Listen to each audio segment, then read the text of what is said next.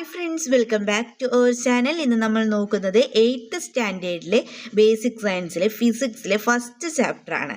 അളവുകളും യൂണിറ്റുകളും എന്ന ചാപ്റ്ററാണ് നമ്മൾ ഇന്നത്തെ വീഡിയോയിലൂടെ ഡിസ്കസ് ചെയ്യുന്നത്. നിങ്ങളുടെ മറ്റ് വിഷയങ്ങളിലെയും ഇതുപോലെ തന്നെ സിലബസ് പ്രകാരമുള്ള ഓരോ ചാപ്റ്ററിൻ്റെയും എക്സ്പ്ലനേഷനും ആക്ടിവിറ്റീസും അടങ്ങുന്ന വീഡിയോ അപ്ലോഡ് ചെയ്തിട്ടുണ്ട്. അപ്പോൾ കാണാത്ത കൂട്ടുകാരുണ്ടെങ്കിൽ തീർച്ചയായും കാണുക, സപ്പോർട്ട് ചെയ്യുക.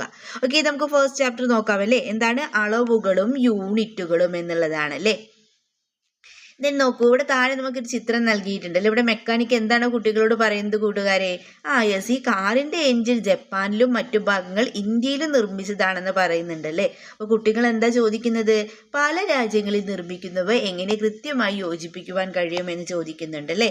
കുട്ടിയുടെ സംശയം ശ്രദ്ധിച്ചില്ലേ? എന്താണ് നിങ്ങളുടെ അഭിപ്രായം? നിഗമനങ്ങൾ എഴുതി നോക്കൂ എന്നാണല്ലേ പറഞ്ഞിട്ടുള്ളത്. നമുക്കൊരു നോക്കാം. നെക്സ്റ്റ് നോക്കൂ, ദൈനംദിന ജീവിതത്തിൽ ഇതുപോലെയുള്ള പ്രശ്നങ്ങൾ പരിഹരിക്കുന്നതിന് വസ്തുക്കളുടെയും പ്രതിഭാസങ്ങളുടെയും സ്വഭാവ സവിശേഷതകൾ അളന്ന് പ്രസ്താവിക്കേണ്ടതുണ്ട്. ഇത്തരം അളവുകളാണ് എന്തെന്ന് പറയുന്നത്? യെസ്, ഭൗതിക അളവുകൾ എന്ന് പറയുന്നത് അല്ലേ. ഇത്തരം അളവുകളാണ് എന്ത്? യെസ്, ഭൗതിക അളവുകൾ. ഇത് നിങ്ങൾ കണ്ടെത്തിയ അളവുകൾ പട്ടികയിൽ രേഖപ്പെടുത്തുക എന്ന് പറഞ്ഞിട്ടുണ്ടല്ലേ. അതായത് താഴെ തന്നിരിക്കുന്ന ജീവിത സന്ദർഭങ്ങൾ ശ്രദ്ധിക്കൂ, ഓരോന്നിലെയും ഭൗതിക അളവുകൾ കണ്ടെത്തൂ. താഴെ തന്നിരിക്കുന്ന ജീവിത സന്ദർഭങ്ങൾ ശ്രദ്ധിക്കൂ എന്ന് പറഞ്ഞിട്ടില്ല. അപ്പോൾ ഓരോ സന്ദർഭങ്ങളും നോക്കൂ. ചിത്രം 1.2 എന്താണ് കൂട്ടുകാരി കാണുന്നത്? ഒരാളെന്താണ് കുഴിയുടെ നീളം അളക്കുന്നതാണ് അല്ലേ. ദെൻ നെക്സ്റ്റ് പച്ചക്കറിയുടെ വെയിറ്റ് നോക്കുകയാണ്. ഇവിടെ കുറച്ച് വെജിറ്റബിൾസ് ആ പാത്രത്തിലുണ്ടല്ലേ, അതിന്റെ വെയിറ്റ് നോക്കുകയാണ് അല്ലേ. ദെൻ തേർഡ് പിക്ചർ എന്താണ്? ചിത്രം 1.4 തയ്യൽക്കാരൻ അളവെടുക്കുന്ന ഒരു ചിത്രമാണ് നമുക്കിവിടെ നൽകിയിട്ടുള്ളത്.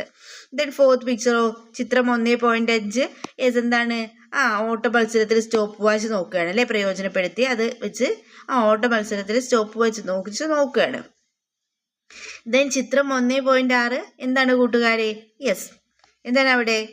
നമ്മൾ എന്താ കാണുന്നത്? രക്തസമ്മർദ്ദം അളക്കുന്ന ഒരു പിക്ചറാണല്ലേ നൽകിയിട്ടുള്ളത്. അടുത്തത് നോക്കൂ, ടെമ്പറേച്ചർ ആണല്ലേ, അതായത് ശരീരത്തിന്റെ ചൂട് അളക്കുകയാണ്. ഇനി നോക്കൂ, സന്ദർഭവും തന്നിട്ടുണ്ട്, ഭൗതിക അളവും തന്നിട്ടുണ്ട്. അപ്പൊ സന്ദർഭം കുഴിയുടെ ആഴം അളക്കുന്നു. അപ്പൊ അതിന്റെ ഭൗതിക അളവ് എന്തായിരിക്കും കൂട്ടുകാരെ? കുഴിയുടെ ആഴമല്ലേ അളക്കുന്നത്. അപ്പൊ അവിടെ എന്തായിരിക്കും ഭൗതിക അളവ് എന്ന് പറയുന്നത്?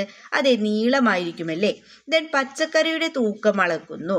അവിടെ എന്താണ് വരേണ്ടത്? അതായത് വെയിറ്റ് ആണ്, വെയിറ്റ് അല്ലേ. അപ്പൊ അതിന്റെ ഭൗതിക അളവ് എന്ന് പറയുന്നത് എന്താണ്? അതെ, മാസാണ്.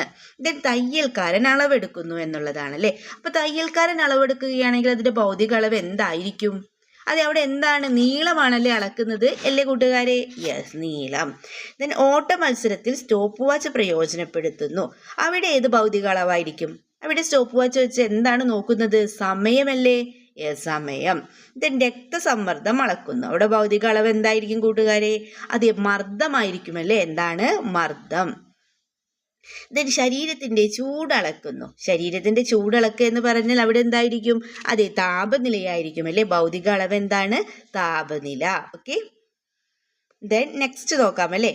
മേൽ കൊടുത്ത സന്ദർഭങ്ങളിലെല്ലാം ഭൗതിക അളവുകൾ പ്രായോഗിക പ്രശ്നങ്ങളെ കൃത്യമായി പരിഹരിക്കാൻ സഹായിക്കുന്നുണ്ടല്ലോ. നിങ്ങൾക്ക് പരിചിതമായ കൂടുതൽ ഭൗതിക അളവുകൾ കണ്ടെത്തി എഴുതും. കൂട്ടുകാർക്കും കൂടുതൽ ഭൗതിക അളവുകൾ അറിയാമല്ലോ, നമ്മൾ ചെറിയ ക്ലാസ്സുകളിലൊക്കെ പഠിച്ചിട്ടുണ്ട്. ഏതൊക്കെയാണ് കൂട്ടുകാരെ പിന്നീട് നമുക്ക് എഴുതാൻ സാധിക്കുക? അതെ, വേഗത എഴുതാം, പ്രവൃത്തി, പവർ, ബലം, വ്യാപ്തം, ഇവയൊക്കെ എന്താണ്? ഭൗതിക അളവുകളല്ലേ. എന്തൊക്കെയാണ്? വേഗത, പ്രവൃത്തി, പവർ, ബലം, വ്യാപ്തം. ഓക്കെ, ദെൻ എല്ലാ ഭൗതിക അളവുകളും നേരിട്ട് അളന്ന് കണ്ടെത്താൻ കഴിയുമോ? നേരിട്ട് അളക്കാൻ കഴിയാത്തവയെ മറ്റ് അളവുകളുമായി ബന്ധപ്പെടുത്തി എഴുതാനാകുമോ എന്ന് ചോദിച്ചിട്ടുണ്ടല്ലേ. ഓക്കെ, then നെക്സ്റ്റ് നോക്കാം നമുക്ക്. എന്താണ്? അടിസ്ഥാന അളവുകളും വ്യുൽപ്പന്ന അളവുകളും.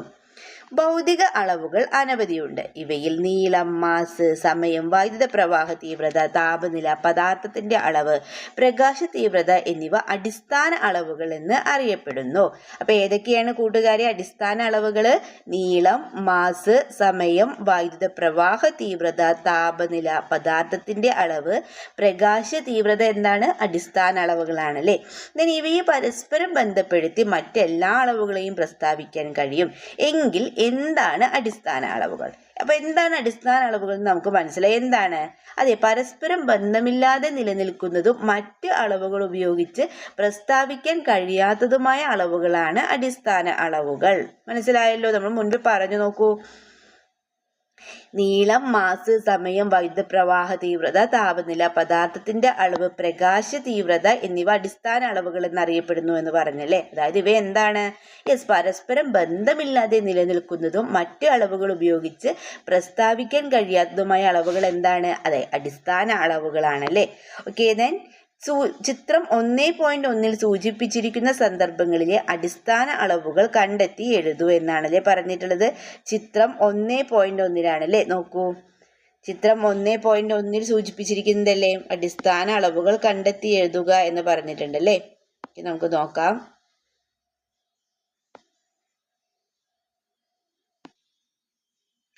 പട്ടിക നമ്മൾ 1.1 നോക്കൂ. സന്ദർഭങ്ങൾ അടിസ്ഥാന അളവുകൾ ഏതൊക്കെയായിരിക്കും? അപ്പൊ ഇതില് അതെ, നീളം, മാസ്, സമയം, താപനില എന്നിവയാണല്ലേ തന്നിട്ടുള്ളതിൽ. ഏതാണ്? നീളം, മാസ്, സമയം, താപനില. ദെൻ ഓക്കെ, അപ്പൊ നമുക്ക് ഇവിടെ എഴുതാം. നീളം തന്നിട്ടുണ്ടല്ലേ, നീളം, ദെൻ മാസ്, സമയം, താപനില.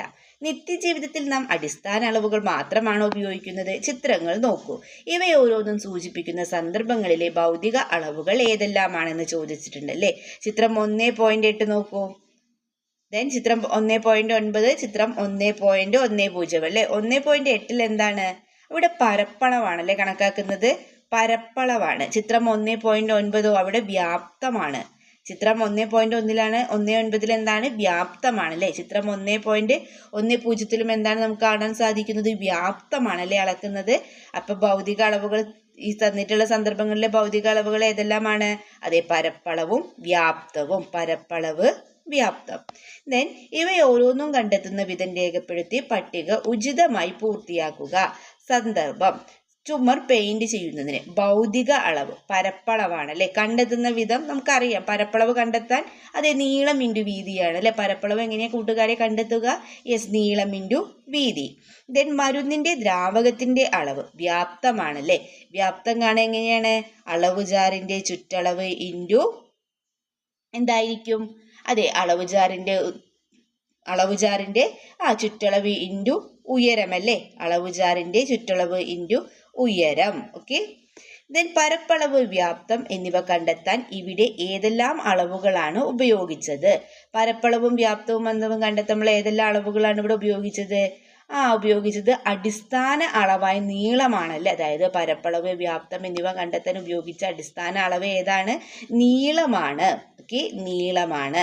ദെൻ ഇവയെല്ലാം രണ്ട് സ്ഥാനങ്ങൾക്കിടയിലെ ദൂരം തന്നെയല്ലേ എന്ന് ചോദിച്ചിട്ടുണ്ടല്ലേ. ഇവയെല്ലാം രണ്ട് സ്ഥാനങ്ങൾക്കിടയിലെ ദൂരം തന്നെയല്ലേ. രണ്ട് സ്ഥാനങ്ങൾക്കിടയിലെ ദൂരം എന്നത് നീളം എന്ന ഭൗതിക അളവിനെ സൂചിപ്പിക്കുന്നു. പരപ്പളവ്, വ്യാപ്തം എന്നീ അളവുകളെ കണ്ടെത്താൻ നീളം എന്ന അടിസ്ഥാന അളവാണ് നമ്മൾ ഉപയോഗിച്ചത്. ഇങ്ങനെ അടിസ്ഥാന അളവുകൾ ഉപയോഗിച്ച് കണ്ടെത്താവുന്ന അളവുകളെ നമ്മൾ എന്താ പറയുന്നത്? അതെ, വ്യുൽപ്പന്ന അളവുകൾ എന്നാണ് വിളിക്കുന്നത്. എങ്കിൽ വ്യുൽപ്പന്ന അളവുകൾക്ക് ഒരു നിർവചനം എഴുതൂ എന്നാണ് പറഞ്ഞിട്ടുള്ളത്. അപ്പോൾ തന്നിട്ടുള്ള കാര്യം ഉപയോഗിച്ച് നമുക്ക് എങ്ങനെ എഴുതാം? നമ്മളിപ്പോൾ പറഞ്ഞു അല്ലേ, നീളം എന്ന അടിസ്ഥാന അളവാണ് നമ്മൾ ഉപയോഗിച്ചത് അല്ലേ. അതായത് പരപ്പളവ്, വ്യാപ്തം എന്നീ അളവുകളെ കണ്ടെത്താൻ നീളം എന്ന അടിസ്ഥാന അളവാണ് നമ്മൾ ഉപയോഗിച്ചത്. ഇങ്ങനെ അടിസ്ഥാന അളവുകൾ ഉപയോഗിച്ച് കണ്ടെത്താവുന്ന മറ്റു അളവുകളെയാണ് നമ്മൾ എന്ത് പറയുന്നത്? വ്യുൽപ്പന്ന അളവുകൾ എന്ന് വിളിക്കുന്നത്. അപ്പോൾ ഇതിലൊരു ഡെഫിനേഷൻ നമുക്ക് എങ്ങനെ എഴുതാം? അതെ, അടിസ്ഥാന അളവുകൾ ഉപയോഗിച്ച് പ്രസ്താവിക്കാൻ കഴിയുന്ന അളവുകളാണ് എന്ത്? അതെ, വ്യുൽപ്പന്ന അളവുകൾ. അടിസ്ഥാന അളവുകൾ ഉപയോഗിച്ച് പ്രസ്താവിക്കാൻ കഴിയുന്ന അളവുകളാണ് വ്യുൽപ്പന്ന അളവുകൾ. ഒരു ഗ്യാസ് സിലിണ്ടറിൽ മാസ് രേഖപ്പെടുത്തിയിരിക്കുന്നത് നോക്കൂ. സിലിണ്ടറിൽ രേഖപ്പെടുത്തിയിരിക്കുന്ന മാസ് ഇവിടെ നോക്കൂ, എത്ര കിലോഗ്രാം ആണ്? 14.2 കിലോഗ്രാം ആണല്ലേ നൽകിയിട്ടുള്ളത്. എത്രയാണ് ഇവിടെ നോക്കൂ? 14.2 കിലോഗ്രാം. ദെൻ ഇവിടെ മാസ് എന്ന ഭൗതിക അളവിനെ 14.2 എന്ന സംഖ്യാമൂല്യവും കിലോഗ്രാം എന്ന യൂണിറ്റും ഉപയോഗിച്ചാണ് സൂചിപ്പിച്ചിരിക്കുന്നത്. ഇതുപോലെ താഴെ കൊടുത്ത ചിത്രങ്ങളിലെ ഭൗതിക അളവുകളുടെ സംഖ്യാമൂല്യവും യൂണിറ്റും എഴുതി നോക്കൂ എന്നാണല്ലേ പറഞ്ഞിട്ടുള്ളത്. ചിത്രം 1.2 നോക്കൂ. ഭൗതിക അളവ് താപനിലയാണ്. സംഖ്യാമൂല്യം ഇവിടെ കൊടുത്തിട്ടുണ്ട് അല്ലേ, 37.8. ദെൻ യൂണിറ്റ് എന്താണ്? നമുക്കറിയാം സെൽഷ്യസ് ആണ് അല്ലേ, താപനിലയല്ലേ. അപ്പൊ ഇതിന്റെ യൂണിറ്റ് എന്താണ്? അതെ, സെൽഷ്യസ് ആണ്. ദെൻ രേഖപ്പെടുത്തുന്ന രീതി 37.8 ഡിഗ്രി സെൽഷ്യസ്. ചിത്രം 1.13 അല്ലേ. നോക്കൂ, ഈ ചിത്രമാണല്ലേ ചിത്രം 1.13. ഇവിടെ അളക്കുകയാണ് അല്ലേ, കുട്ടിയുടെ ഉയരമാണ്. അതായത് ഇവിടെ എന്താണ് നോക്കുന്നത്, കുട്ടിയുടെ ഉയരമല്ലേ. ഭൗതിക അളവ് എന്താണ്, കുട്ടിയുടെ ഉയരം. ഭൗതിക അളവ് എന്താണ്, കുട്ടിയുടെ ഉയരം. ദെൻ സംഖ്യാമൂല്യം എത്രയാണ് കൂട്ടുകാരെ, നോക്കൂ. സംഖ്യാമൂല്യം 165 അല്ലേ. കുട്ടിയുടെ ഉയരം എത്രയാണ്, 165. അപ്പൊ സംഖ്യാമൂല്യം 165. ദെൻ യൂണിറ്റ് എന്തായിരിക്കും കൂട്ടുകാരെ, അതായത് കുട്ടിയുടെ ഉയരമല്ലേ, അവിടെ എന്തായിരിക്കും അപ്പൊ യൂണിറ്റ് വരിക, അതെ സെന്റിമീറ്റർ ആണല്ലേ. എന്താണ്, സെന്റിമീറ്റർ. ദെൻ രേഖപ്പെടുത്തുന്ന രീതി എത്രയായിരിക്കും, അതെ 165 സെന്റിമീറ്റർ എന്ന് എഴുതാം അല്ലേ, 165 സെന്റിമീറ്റർ. ദെൻ ചിത്രം 1.14, ലാസ്റ്റ് ചിത്രം നോക്കൂ. അതിന്റെ ഭൗതിക അളവ് എന്താണ്, ഇവിടെ കുപ്പിയുടെ മാസ് ആണല്ലേ നോക്കുന്നത്. നോക്കൂ, കുപ്പിയുടെ മാസ് അല്ലേ നോക്കുന്നത്. യെസ്, കുപ്പിയുടെ മാസ് ആണ് നോക്കുന്നത്. അപ്പൊ ഭൗതിക അളവ് കുപ്പിയുടെ മാസ്. ദെൻ സംഖ്യാമൂല്യം എത്രയായിരിക്കും, എത്രയാണ് കുപ്പിയുടെ മാസ് എത്രയാണ് നമുക്ക് ഇവിടെ നൽകിയിട്ടുള്ളത്. യെസ്, 1 കിലോഗ്രാം അല്ലേ. നോക്കൂ, 1 കിലോഗ്രാം. അപ്പൊ എത്രയാണ് സംഖ്യാമൂല്യം 1. Then unit kilogram. രേഖപ്പെടുത്തുന്ന രീതി 1 kg. രേഖപ്പെടുത്തുന്ന രീതി എങ്ങനെയാണ്, 1 kg. ഓക്കെ. ഈ പട്ടികയിൽ നിന്നും എന്ത് മനസ്സിലാക്കാമെന്നാണ് ചോദിച്ചിട്ടുള്ളത്. എന്താണ് കൂട്ടുകാരെ പട്ടികയിൽ നിന്നും മനസ്സിലാക്കാൻ കഴിയുന്നത്?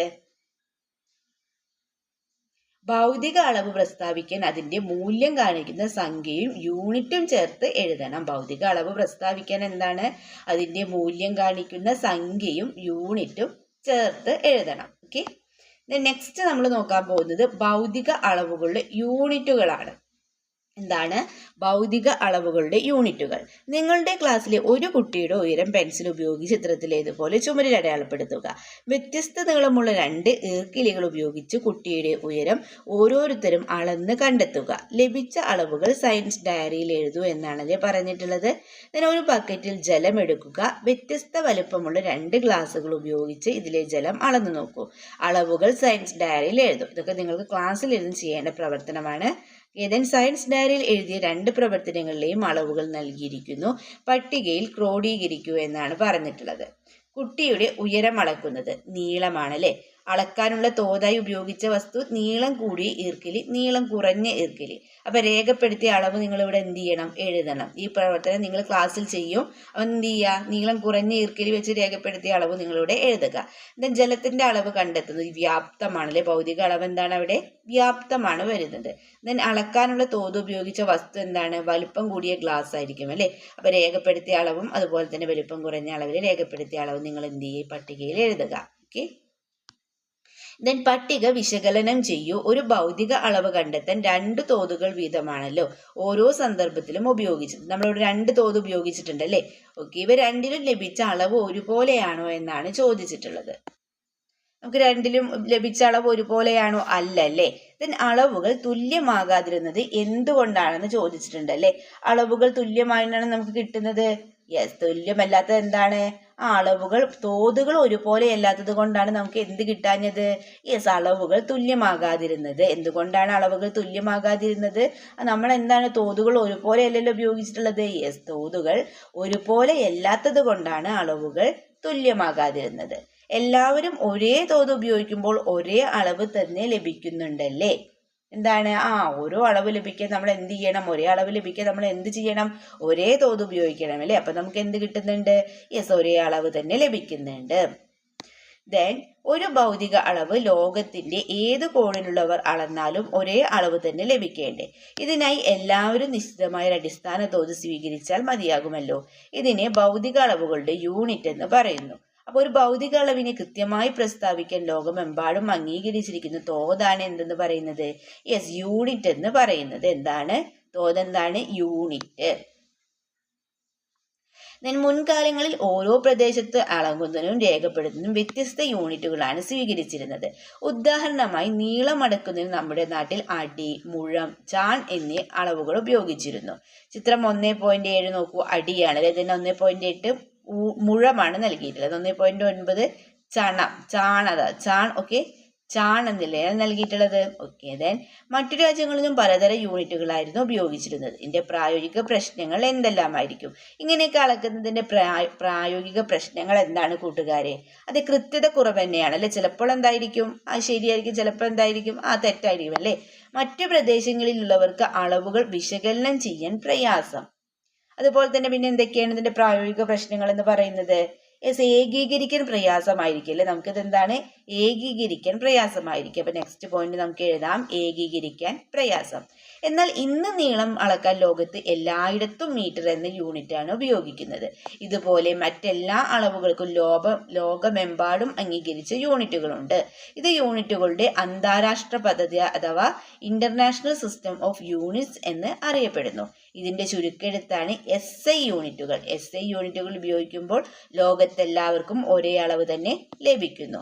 നാം ഉപയോഗിക്കുന്ന വാഹനങ്ങളുടെയും ഉപകരണങ്ങളുടെയും എല്ലാം ഭാഗങ്ങൾ വ്യത്യസ്ത രാജ്യങ്ങളിൽ നിർമ്മിച്ചാലും ലോകത്തിന്റെ ഏത് കോണിലുള്ള ഫാക്ടറിയിലും അതിനെ കൃത്യമായി യോജിപ്പിക്കാൻ സാധിക്കുന്നത് എങ്ങനെയെന്ന് മനസ്സിലായല്ലോ.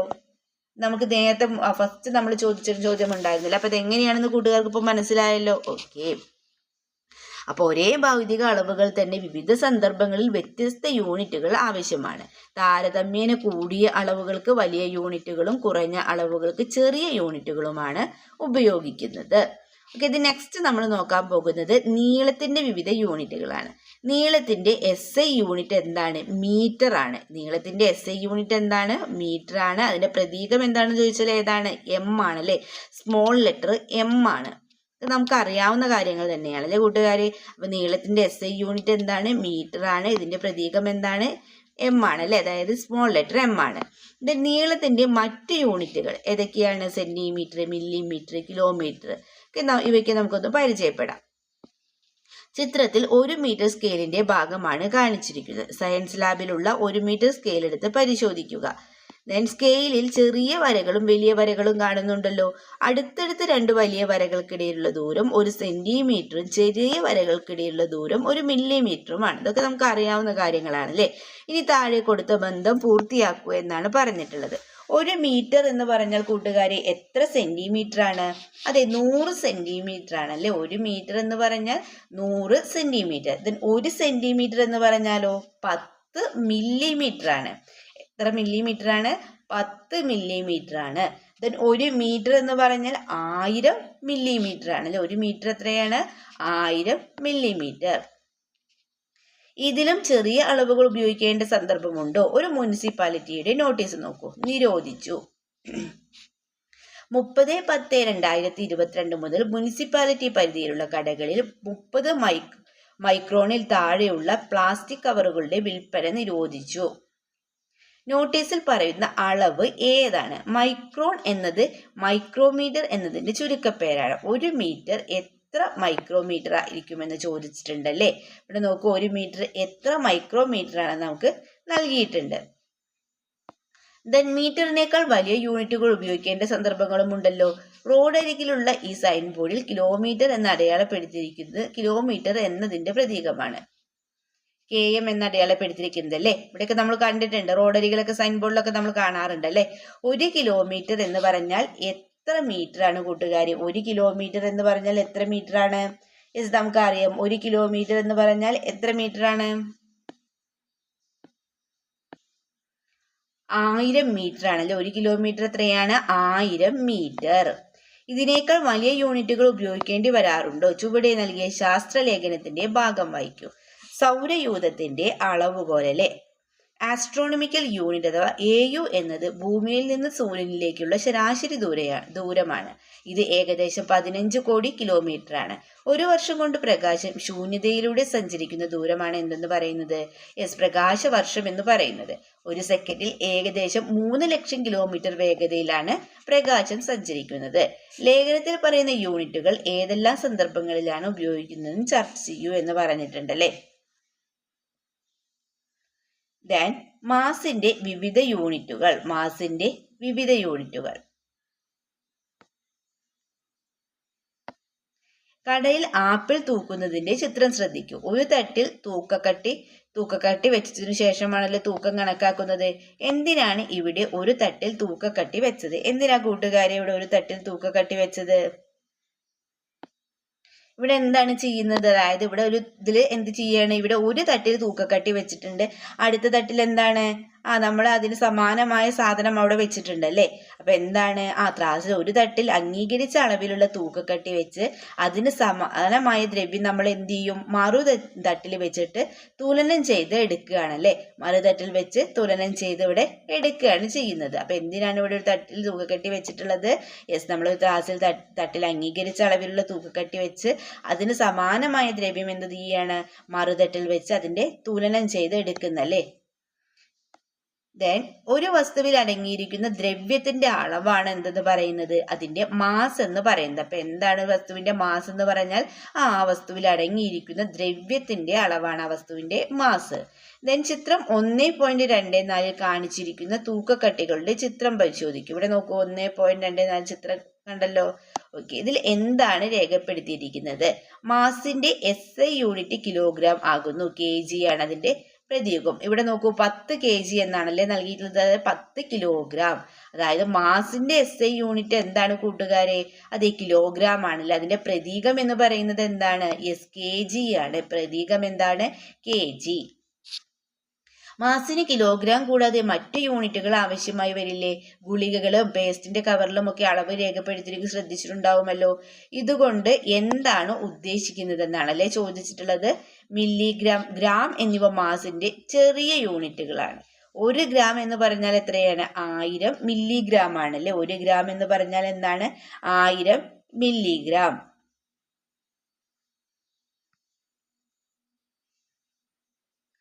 ദെൻ മാസിന്റെ വലിയ യൂണിറ്റുകളെ കുറിച്ച് കേട്ടിട്ടുണ്ടോ? ലോറികളിൽ ഭാരം കയറ്റിക്കൊണ്ടുവരുന്നത് കണ്ടിട്ടില്ലേ?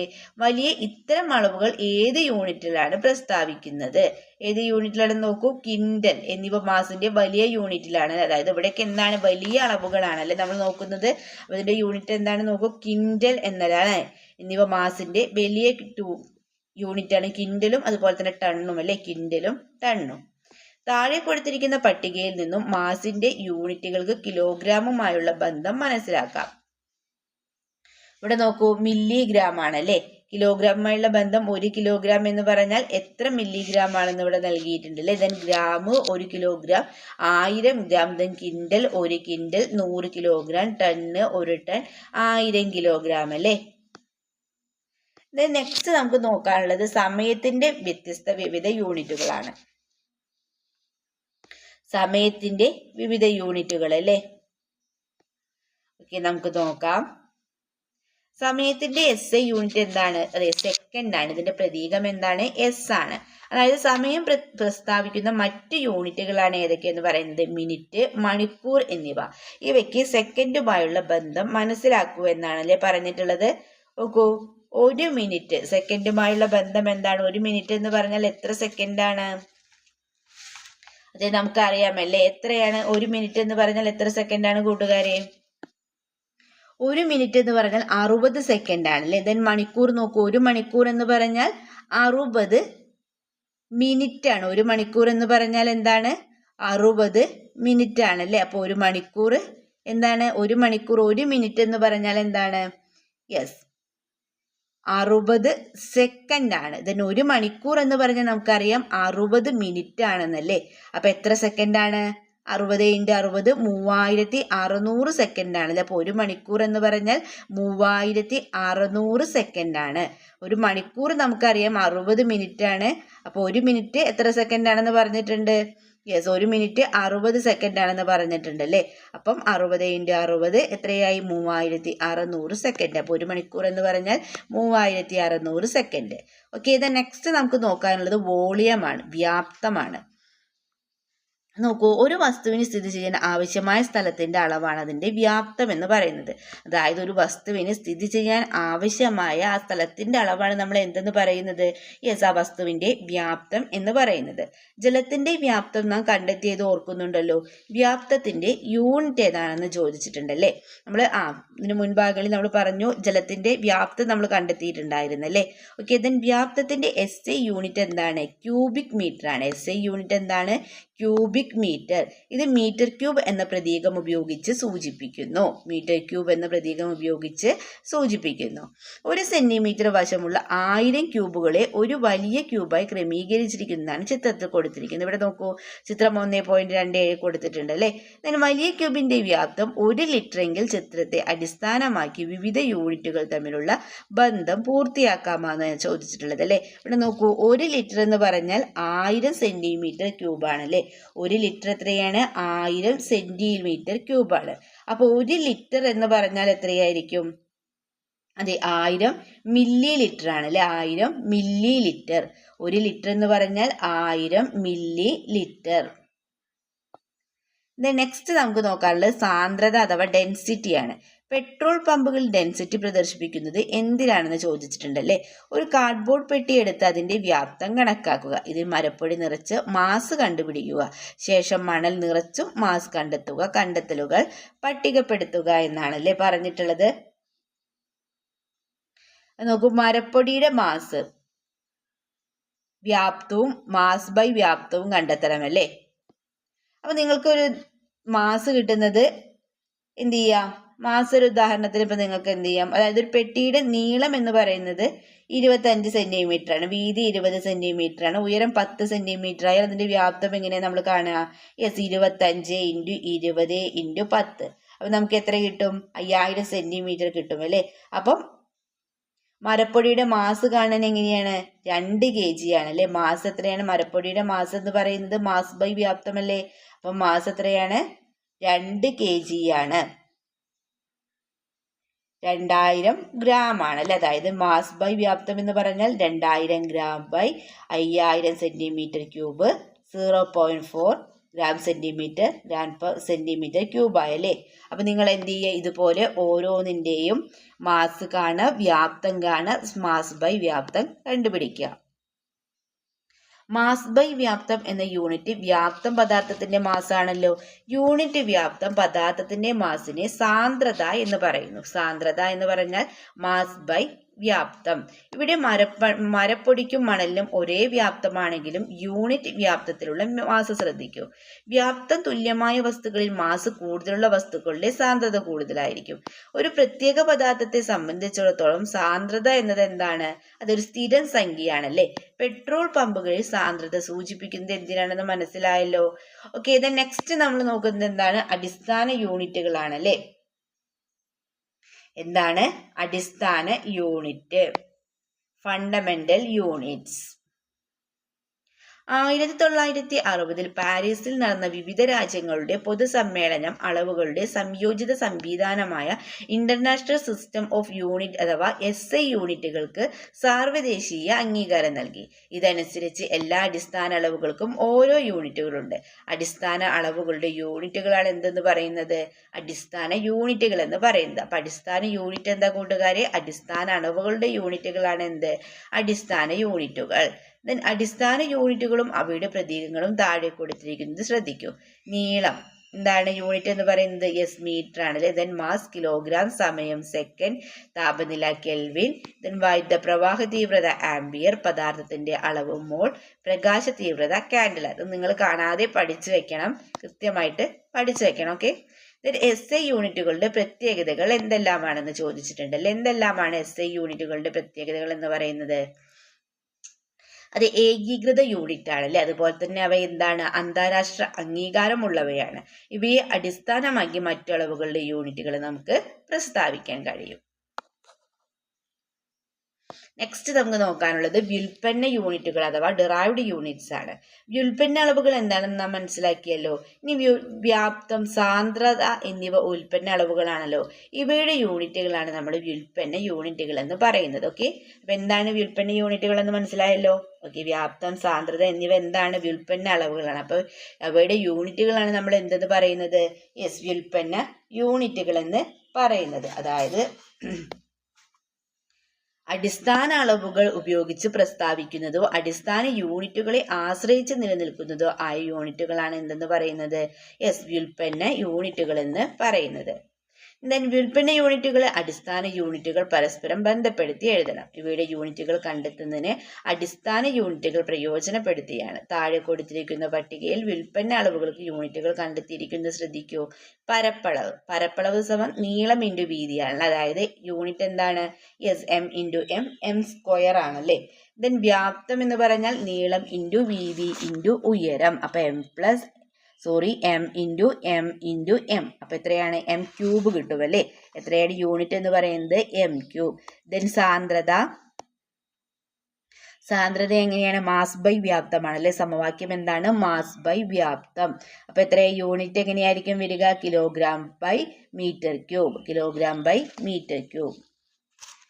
ഓക്കെ, ദെൻ എങ്കിൽ വ്യുൽപ്പന്ന യൂണിറ്റുകൾക്ക് ഒരു നിർവചനം എഴുതി നോക്കും. അപ്പൊ നമ്മൾ പറഞ്ഞല്ലേ എന്താണ് ഈ വ്യുൽപ്പന്ന യൂണിറ്റുകൾ കൂട്ടുകാരെ? അതെ, അടിസ്ഥാന യൂണിറ്റുകൾ ഉപയോഗിച്ച് പ്രസ്താവിക്കുന്നതോ അടിസ്ഥാന യൂണിറ്റുകളെ ആശ്രയിച്ച് നിലനിൽക്കുന്നതോ ആയ യൂണിറ്റുകളാണ് എന്തെന്ന് പറയുന്നത്? യെസ്, വ്യുൽപ്പന്ന യൂണിറ്റുകൾ അഥവാ ഡിറൈവ്ഡ് യൂണിറ്റ്സ് എന്ന് പറയുന്നത്. യൂണിറ്റുകൾ എഴുതുമ്പോൾ പാലിക്കേണ്ട നിയമങ്ങളാണ് അടുത്തതായിട്ട് നമുക്ക് നോക്കാറുള്ളത്. യൂണിറ്റുകളും അവയുടെ പ്രതീകങ്ങളും എഴുതുമ്പോൾ സാർവദേശീയമായി പാലിക്കപ്പെടേണ്ട നിയമങ്ങൾ എന്തെല്ലാമാണ്? 2 ഭൗതിക അളവുകളുടെ യൂണിറ്റുകൾ ശരിയായ വിധത്തിൽ രേഖപ്പെടുത്തിയിരിക്കുന്നത് ശ്രദ്ധിക്കൂ. 1.5 ലിറ്റർ ജലത്തിന്റെ മാസ് അളവ് എത്രയാണ്? 1.5 കിലോഗ്രാം ആണല്ലേ. ദെൻ ജലത്തിന്റെ സാന്ദ്രത എന്ന് പറയുന്നത് 1000 കിലോമീറ്റർ പെർ മീറ്റർ ക്യൂബ് ആണല്ലേ. 1000 കിലോഗ്രാം പെർ ക്യൂബിക് മീറ്റർ ആണ്. ദെൻ ഇവിടെ യൂണിറ്റ് രേഖപ്പെടുത്തുന്നതിൽ ഉണ്ടായേക്കാവുന്ന പിഴവുകൾ വിശദീകരിക്കുന്ന ഒരു പട്ടിക താഴെ നൽകിയിട്ടുണ്ട്. ഇവയോരോന്നും ശരിയായ രേഖപ്പെടുത്തലുമായി താരതമ്യം ചെയ്ത് യൂണിറ്റുകളുടെ രേഖപ്പെടുത്തലിനുള്ള പൊതു നിയമാവലി നിർദ്ദേശിക്കാമോ എന്നാണ് പറഞ്ഞിട്ടുള്ളത്. അപ്പൊ തെറ്റായ രേഖപ്പെടുത്തൽ പൊതു നിയമാവലി എന്താണ്? ഇംഗ്ലീഷ് അക്ഷരമാലയിലെ ചെറിയ അക്ഷരങ്ങൾ ഉപയോഗിക്കുക. ദെൻ നെക്സ്റ്റ് നോക്കൂ, ഇവിടെ എന്താണ് തെറ്റായിട്ടുള്ളത്? തെറ്റായ രേഖപ്പെടുത്തൽ എന്ന് പറയുന്നത് 1000 kilogram second metre per cube 1.5 kg kilogram. Yes, kgs. അതായത് ഇവിടെ ഒന്നും എഴുതാൻ പാടില്ല, ഇങ്ങനെയൊന്നും എഴുതാൻ പാടില്ലല്ലോ. യെസ്, kgs എന്ന് എഴുതാൻ പാടില്ല. ഇവിടെ എന്താണ്? kgs എന്ന് എഴുതാൻ പാടില്ല. പിന്നെ എങ്ങനെയാ വരേണ്ടത്? Yes, 1000 kilometre per metre cube 1.5 kg എന്നാണല്ലേ എഴുതേണ്ടത് നമ്മൾ. Okay, then 1000 kg metre m എന്ന് എഴുതിയിട്ടുണ്ടല്ലേ. ഇവിടെ എന്താണ്? എം എന്ന് ചേർത്ത് എഴുതേണ്ടതുണ്ടോ? അവിടെ എന്താണ്? മീറ്റർ ക്യൂബ് ആണല്ലോ നമ്മൾ എഴുതേണ്ടത്, എം ക്യൂബ് ആണ് എഴുതേണ്ടത്. അപ്പൊ ശരിയായ രീതിയിൽ നമ്മൾ എങ്ങനെ എഴുതുക? 1000 kg പെർ മീറ്റർ ക്യൂബ് ആണെന്നല്ലേ എഴുതേണ്ടത്. അവിടെ 1000 kg per metre cube. Then 1000 kg cubic metre 1000 kilogram per m cube എന്ന് നൽകിയിട്ടുണ്ട് അല്ലേ. ഇവിടെ എന്താണ്? യൂണിറ്റിന്റെ പ്രതീകവും യൂണിറ്റിന്റെ പേരും ഇടകലർത്തി എഴുതരുത്. ഇങ്ങനെ എഴുതാൻ പാടോ? ഇല്ല. അപ്പൊ എങ്ങനെയാണ് അവിടെ വരേണ്ടത്? Yes, 1000 kg per metre cube, 1000 kg per metre cube, 1000 kilogram per metre cube അല്ലേ. Okay, then 1 kg 500 gram. ഇവിടെ എങ്ങനെ എഴുതിയിട്ടുള്ളത്? വലിയ യൂണിറ്റും ചെറിയ യൂണിറ്റും ചേർത്ത് എഴുതുകയാണല്ലേ ചെയ്തിട്ടുള്ളത്. അങ്ങനെ എഴുതാൻ പാടോ? ഇല്ല. അപ്പൊ 1.5 kg എന്നാണ് നമ്മൾ എഴുതേണ്ടിയിരുന്നത് അല്ലേ. അതായത് ഇവിടെ എന്താ ചെയ്തിട്ടുള്ളത്? 1 kg 500 ഗ്രാം എന്ന് നൽകിയിട്ടുണ്ട്. അതായത് ഇവിടെ വലിയ യൂണിറ്റും ചെറിയ യൂണിറ്റും കൂടി നമുക്ക് എന്ത് ചെയ്യാൻ പറ്റില്ല, ഇങ്ങനെ ചേർത്ത് എഴുതരുത്. പിന്നെ എങ്ങനെയാണ് നമ്മൾ എഴുതേണ്ടത്? Yes, 1.5 kg. Then 273 kelvin 250 metre. യൂണിറ്റുകളുടെ പേര് പ്രതീകത്തിന് പകരമായി എഴുതുമ്പോൾ ചെറിയ അക്ഷരങ്ങൾ മാത്രമാണല്ലേ നമുക്ക് ഉപയോഗിക്കാൻ പാടുള്ളൂ. അപ്പൊ നമ്മൾ എങ്ങനെയാണ് എഴുതേണ്ടത്? യെസ്, 273 കെൽവിൻ എന്ന് എഴുതുക. ദെൻ 250 മീറ്റർ എന്ന് എഴുതുക. ഇവിടെ സ്മോൾ ലെറ്റർ ആണ് നമ്മളിവിടെ ഉപയോഗിക്കേണ്ടത്. ഓക്കെ, ഇതിന് ചിത്രം 1.10 നോക്കാം നമുക്ക്. ഇതുമായി ബന്ധപ്പെട്ട മറ്റു ചില നിയമാവലികൾ കൂടി പരിചയപ്പെടാമെന്ന് പറഞ്ഞിട്ടുണ്ടല്ലേ. നോക്കൂ, ഭൗതിക അളവ്, ബലം, ശരിയായ രീതി എന്നല്ലേ, തെറ്റായ രീതി സ്മോൾ ലെറ്റർ എൻ. നിയമം, വ്യക്തികളുടെ പേരിന് രൂപം കൊണ്ട യൂണിറ്റിൽ പ്രതീകങ്ങൾ നമ്മൾ എന്ത് ചെയ്യണം? ഇംഗ്ലീഷ് അക്ഷരമാലയിലെ വലിയ അക്ഷരങ്ങൾ ഉപയോഗിച്ചിട്ട് എഴുതണം. ഇനി നീളം നോക്കൂ, ശരിയായ രീതി. ഡെസ്കിന്റെ നീളം 60 സെന്റിമീറ്റർ ആണ്. ഡെസ്കിന്റെ നീളമാണ് 60 സെന്റിമീറ്റർ. ദെൻ തെറ്റായ രീതി നോക്കൂ, ഡെസ്കിന്റെ നീളം 60 സെന്റിമീറ്റർ ആണ്. ഡെസ്കിന്റെ നീളമാണ് 60 സെന്റിമീറ്റർ. പ്രതീകത്തിന് ശേഷം കുത്ത്, കോമ എന്നീ ചിഹ്നങ്ങൾ ഉപയോഗിക്കരുത് അല്ലേ.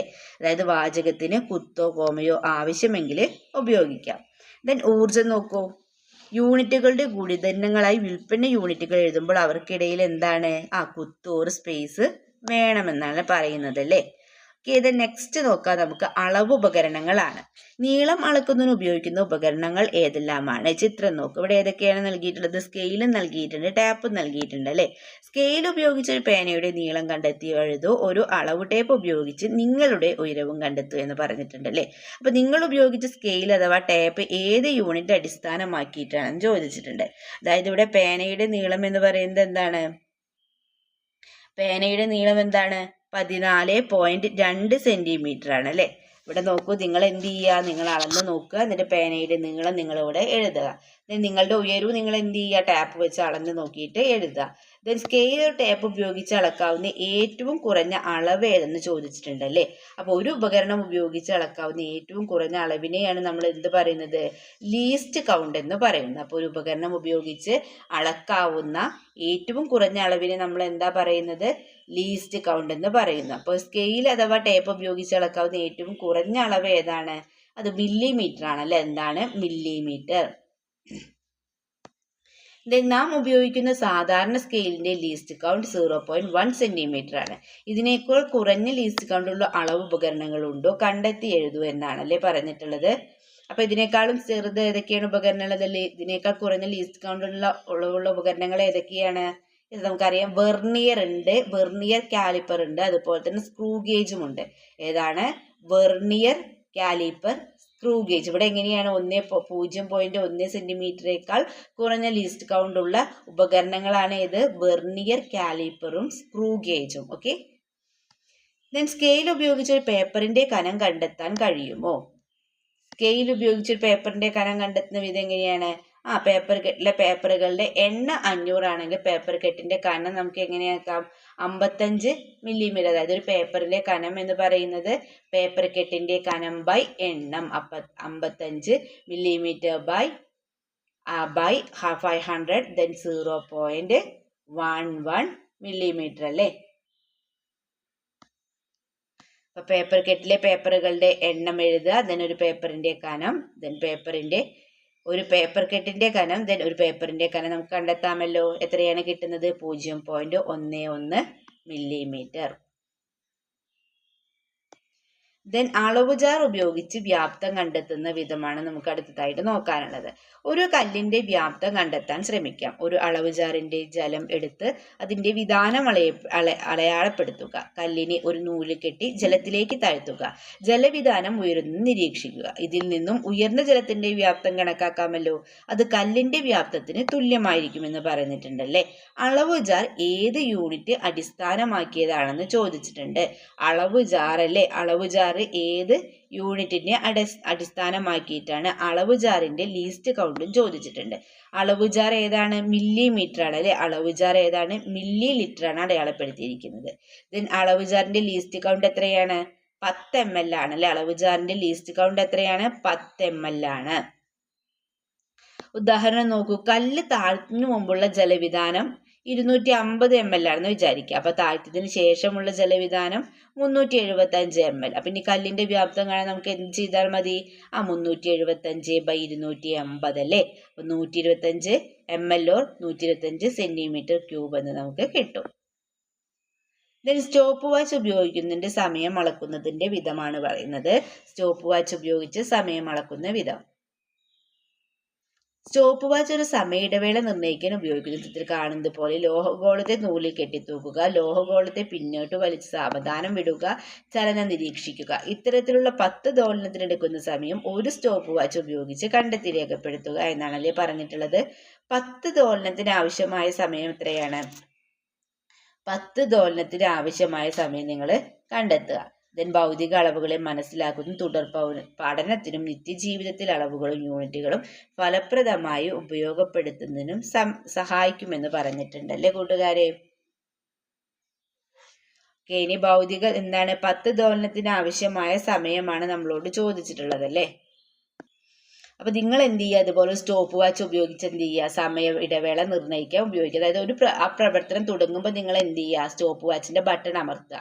എന്നിട്ട് സ്റ്റോപ്പ് വാച്ചിലെ സെക്കൻഡ് സൂചി അപ്പം ഇങ്ങനെ ചലിക്കാൻ തുടങ്ങും. പ്രവർത്തനം തീരുമ്പോൾ ഉടൻ തന്നെ വീണ്ടും ബട്ടൺ അമർത്തുക, ദെൻ സമയം നോക്കുക. അങ്ങനെ 10 ദോളനത്തിന് ആവശ്യമായ സമയം നിങ്ങളിവിടെ കണ്ടെത്തി എഴുതുക. ഓക്കെ, ഇത് നെക്സ്റ്റ് നമുക്ക് വിലയിരുത്താം എന്നുള്ള പ്രവർത്തനമാണ് അല്ലേ.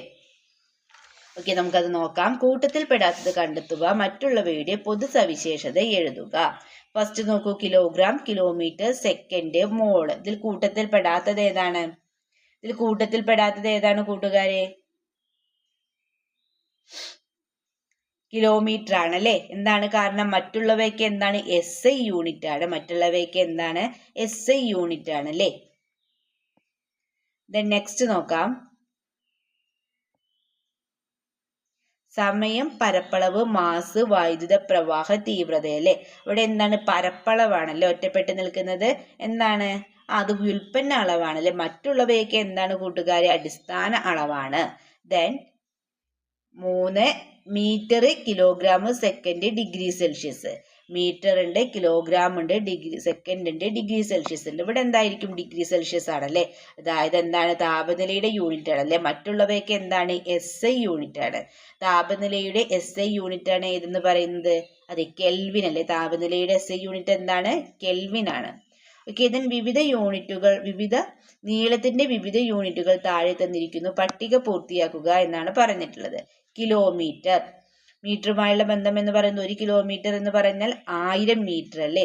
ദെൻ മില്ലിമീറ്റർ, 1 മീറ്റർ എന്ന് പറഞ്ഞാൽ എത്രയാണ്? 1 മീറ്റർ 1000 മില്ലിമീറ്റർ. ദെൻ സെന്റിമീറ്റർ ആണ് അല്ലേ. 1 മീറ്റർ എന്ന് പറഞ്ഞാൽ എത്ര സെന്റിമീറ്റർ ആണ്? 100 centimetre.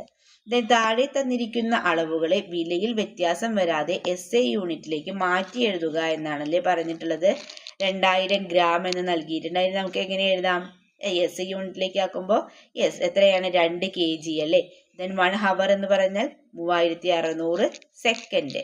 Then 1.5 kilometre 1500 millimetre, 1500 metre അല്ലെ. 1500 മീറ്റർ. ദെൻ 200 സെന്റിമീറ്റർ, 200 സെന്റിമീറ്റർ എന്ന് പറഞ്ഞാൽ 2 മീറ്റർ അല്ലെ. 2 മീറ്റർ. ദെൻ മാസിന്റെ വിവിധ യൂണിറ്റുകൾ തന്നിരിക്കുന്നു. ഈ യൂണിറ്റുകളെ അവയുടെ മൂല്യത്തിന്റെ ആരോഹണ ക്രമത്തിൽ എഴുതുക എന്നാണല്ലേ പറഞ്ഞിട്ടുള്ളത്. കിലോഗ്രാം ഉണ്ട്, മില്ലിഗ്രാം ഉണ്ട്, ക്വിന്റൽ ഉണ്ട്, ഗ്രാം ഉണ്ട്. അപ്പൊ എന്ത് ചെയ്യുന്നത്? നമ്മൾ ആ യൂണിറ്റുകളുടെ അവയുടെ മൂല്യത്തിന്റെ ആരോഹണ ക്രമത്തിലാണ് എഴുതേണ്ടത്. അപ്പൊ ഫസ്റ്റ് ഏതായിരിക്കും വരിക?